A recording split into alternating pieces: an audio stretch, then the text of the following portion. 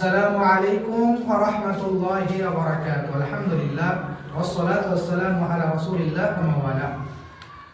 সুপ্রিয় দর্শক শ্রোতা ভাই বোন, আজকে আমরা এসেছি বাবুপুর মাদ্রাসা। তো আলহামদুলিল্লাহ খুবই ভালো লাগছে। সামনে ছেলেরা বসে আছে, তালিবে আলিম ভাইরা, আলহামদুলিল্লাহ খুব ভালো লাগছে। আর দেখতে পাচ্ছেন আমার সামনে আছেন মিসবাউল হক ভাই, সুযোগ্য ছাত্র ভাই, তালিবে আলিম, মাদ্রাসায় পড়ছেন আলহামদুলিল্লাহ। এনার জন্য আপনারা দোয়া করবেন আর সকলের জন্য দোয়া করবেন। তো আপনাদের সম্মুখে কিছুক্ষণ বক্তব্য পেশ করবেন ইনশাআল্লাহ। আসসালামু আলাইকুম ওয়া রাহমাতুল্লাহি ওয়া বারাকাতুহু। নাহমাদুকা ইয়া মান সারাসুরনা আম্মা বা'দ। আউযু বিল্লাহি মিনাশ শাইতানির রাজীম। বিসমিল্লাহির রাহমানির রাহিম। ইয়া আইয়ুহাল্লাযীনা আমানুত্তাকুল্লাহ ওয়াল তানজুর নাফসুম মা কদ্দামাত লিগাদিন ওয়াত্তাকুল্লাহা ইন্নাল্লাহা খাবীরুন বিমা তা'মালুন।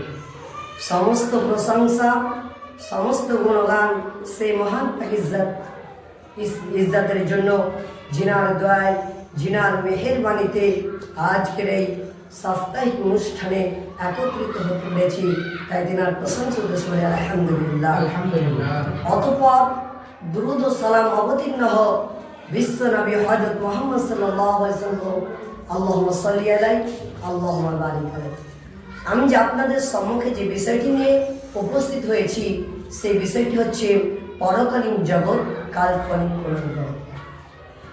একথা স্পষ্ট মনে রাখতে হবে যে এই পৃথিবীর জীবন হলো একজন মুসাফির হলো। এই জীবন মাকড়সার জানেন নাই, অত্যন্ত ক্ষণস্থায়ী। যে কোনো মুহূর্তে ক্ষণস্থায়ী পৃথিবী ধ্বংস হয়ে যাবে। আর এই দৃশ্য আমরা সবাই প্রত্যেক মুহূর্ত অবলক্ষণ করছি। এই মৃত্যুর সাথে পাঞ্জাবার কারো ক্ষমতা নেই।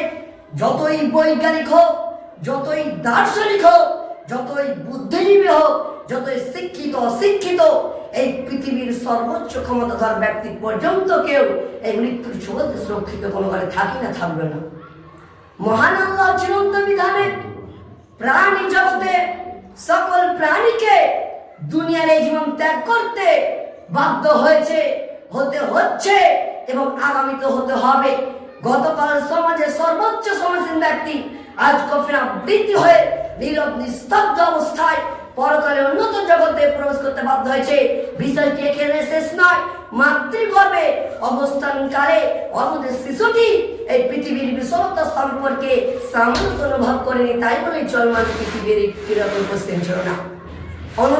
অনুরূপ ভাবে বুঝতে হবে, বর্তমানে মানুষ এখন দুনিয়া নিয়ে এত ব্যস্ত রয়েছে যে পরকালকে এমনভাবে ভুলেছে যে এই পৃথিবীর এমন ব্যস্ত থাকছেন যে ধ্বংস অর্জনে ব্যস্ত থাকছেন, টাকা পয়সা অর্জনে ব্যস্ত থাকছেন, সালাত ত্যাগ স্মরণ করে না যে আল্লাহ তাআলা কি বলেছেন, রাসূলুল্লাহ সাল্লাল্লাহু আলাইহি ওয়াসাল্লাম বলেছেন, আপনি যতই পৃথিবীতে ধন সম্পদ অর্জন করুন না কেন, আপনি যতই এই পৃথিবীতে টাকা পয়সা অর্জন করুন না কেন, আপনার ওই সেই দিন কিয়ামতের দিন আপনার এই সব কিছু কাজে লাগবে না। কারণ রাসূলুল্লাহ সাল্লাল্লাহু আলাইহি ওয়াসাল্লাম বলেছেন, ইন্নাল্লাহা লা ইয়ানজুরু ইলা সুওয়ারিকুম ওয়া আমওয়ালিকুম ওয়ালাকিন ইয়ানজুরু ইলা কুলুবিকুম ওয়া আমালিকুম।